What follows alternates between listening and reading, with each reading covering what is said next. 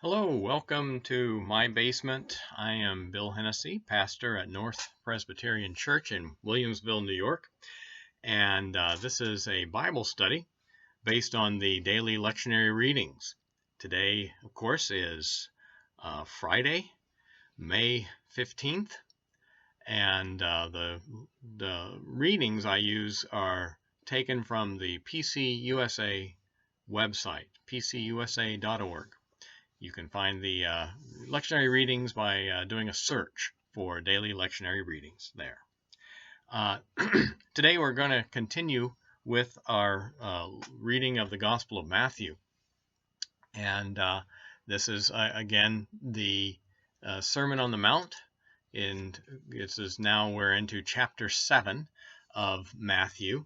And beginning with the first verse, and this is actually verses 1 through 12 from Matthew chapter 7. Do not judge, so that you may not be judged. For with the judgment you make, you will be judged, and the measure you give will be the measure you get. Why do you see the speck in your neighbor's eye, but do not notice the log in your own eye?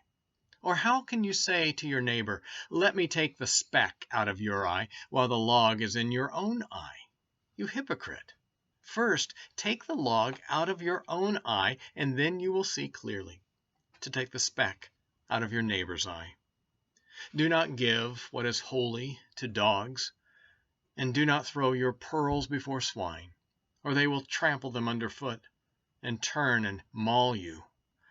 Ask, and it will be given you. Search, and you will find. Knock, and the door will be opened for you. For everyone who asks receives, and everyone who searches finds, and for everyone who knocks, the door will be opened. Is there anyone among you who, if your child asks for bread, will give a stone? Or if the child asks for a fish, will give a snake? If you then, who are evil, know how to give good gifts to your children, how much more will your Father in heaven give good things to those who ask him? And everything do to others as you would have them do to you. For this is the law and the prophets. So that's a nice collection of sort of proverbial sayings, wisdom sayings, that really just, I think, focus on being self-aware, knowing, who you are and what your faults are. So often we project on others the very things that are going wrong with ourselves. And that allows us to stand in judgment of others. And Jesus in this passage warns against that kind of arrogance, really, and blindness to our own faults. It's I think, a powerful message, especially in a world where, we are so divided politically and socially. There are so many ways that we dream up to be in judgment of one another. And if you ever are on Twitter and see the comments that some people make toward one another, it's really incredible, the amount of judgment that's going on. And I'm guilty of that myself, posting things that are judgmental. I try to avoid that, at least when it comes to individuals, but still, a little more humility would be a good thing. One thing that comes to mind, especially when I read that passage, do not judge that you may not be judged. Um, I've heard the story that during the Civil War, Abraham Lincoln, as president, of course, he was given all the cases of soldiers who had been convicted um, of cowardice, of running, and he had to decide, what to do with those, and usually execution was the uh, standard punishment for that, and very often he wouldn't do it, and his reasoning was, I, you know, over and over he would quote, "Judge not, lest ye be judged." He just could not see, um, you know, that standing in judgment over these men, usually very young men, who were overwhelmed with the horrors of war, to stand in judgment of them and execute them for running when it was such a horrific experience. That kind of humility and compassion, I think, is really what Jesus is talking about here. Yes, you may need to correct your neighbor from time to time, but you need to know who you are first. You need to be aware of your own faults before you point out the faults of others. Um, it's just a very sort of, I think, helpful approach to civil relationships. Just, how do we get along in society alongside one another? Then going on, do not give what is holy to dogs. Do not throw your pearls before swine. That's of course, a very well-known phrase. From time to time in the New Testament, the good news is described as this treasure. Paul talks about, we hold this treasure in earthen vessels. That is, we carry within us the good news of Christ's resurrection. And if we cheapen that, if we use it, as I guess, an instrument for personal gain or to feed our egos, well, we're kind of we're tossing it away too lightly, and I think that may be what is being referred to here. I don't know that Jesus is talking about, literally, desecrating some holy object or sacred object, so much as, I think, cheapening our commitments to a life of integrity. So when we lower ourselves, because of expedience or convenience, it often will backfire on us. They'll turn and maul you. When we regard who we are in God's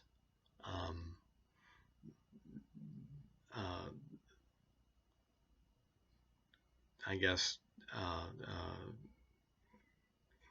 within God's circle of grace, then that can come back to haunt us, and we have to be mindful of that and maintain the integrity of our beliefs and our commitments.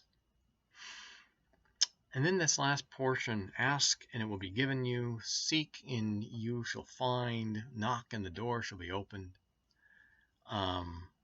It's talking about the need for us to be engaged and to be active in our attempts to draw closer to God. This is not a passive faith. We're not simply being acted upon. We're called to act. We're called to take initiative and to seek God's presence in our lives, and not simply wait for it to emerge around us. When we do that, when we open ourselves up and take that risk, then we discover the presence of God within us and around us. And I love this analogy that he draws. If a child asks for a fish, will the parent give a scorpion or a snake? Or it's used in different ways and with different images in other places in the Gospels. This idea that parents know how to care for their own kids, and if a parent knows how to care for her own child, then surely God knows how to care for you. Because we are also fallible, and so we can trust, if we know how to take care of our own, then surely we will be cared for by God. It can be hard at times to sort of hang on to that trust, and yet this is one of the challenges, I guess, of faith, is holding fast to it, even in when the evidence of it may be hard to see. And then finally, in everything, do to others as you would have them do to you. That's of course, the golden rule: do unto others as you would have them do unto you. And it is a form of it is found in multiple religions around the world throughout history. This is a very, very old and basic statement of human interaction, and how we are encouraged to live with one another. And it is fascinating that a form of this is found in so many religions. I mean, not just Judaism and Islam, but Hinduism and Buddhism and Native American and all sorts of different traditions have a statement similar to this that is held up as sort of the foundation for ethics. There's a story told of Rabbi Hillel, who was probably a contemporary of Jesus. So a rabbi who was a well-known teacher in the same era that Jesus lived. And he was challenged once by a student to recite the Torah while standing on one foot. And he stood on one foot and said, do only to another what you would have done to you, and all the rest is extra. All the rest is a gloss, or rather commentary, I guess. All the rest of the Torah is commentary. So this is a statement of the sort of the summary of Torah, to do to others as you would have them do to you. And if you look through Torah law or Torah writings, you know, over and over it talks about how we should regard one another, how we, you know, what are the boundaries that we must observe in caring for one another, um, and you know, to whom it applies. And you know, one of the one of the important pieces in Torah is that this applies to not just those within your community, but those who are part of the outside community. So aliens, strangers, are also included in those requirements, that you treat them as if they are a citizen. You don't, you know, have a separate set of standards for folks who aren't sort of, you know, officially part of the community. So that kind of universal application also lies behind this kind of a statement.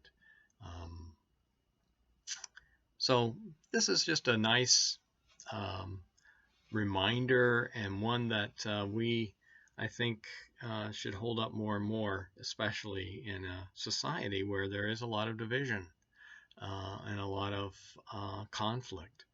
That you know,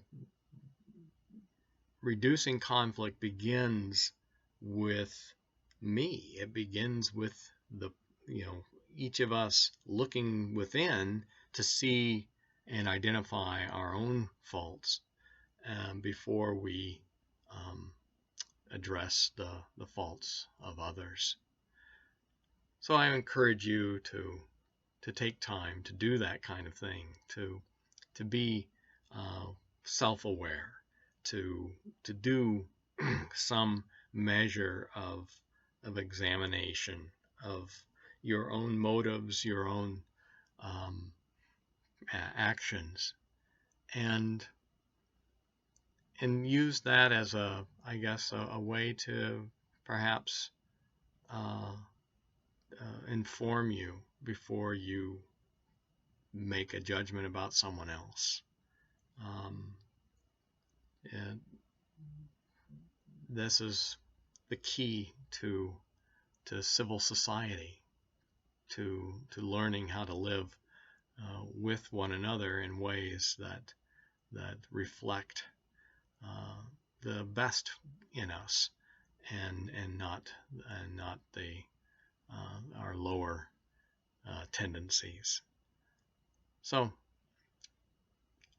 these days, with social distancing and so much isolation from one another, we don't have maybe much opportunity to practice some of these things, at least in public. But I encourage you to continue to seek, continue to knock, continue to search, and do those things, knowing that in them you will find God's presence alive in your life and able to walk with you, you know, through every difficulty. I'll be back on Monday, and until then, I hope your weekend is a good one, and that you remain well, and that you experience a measure of God's peace in your life.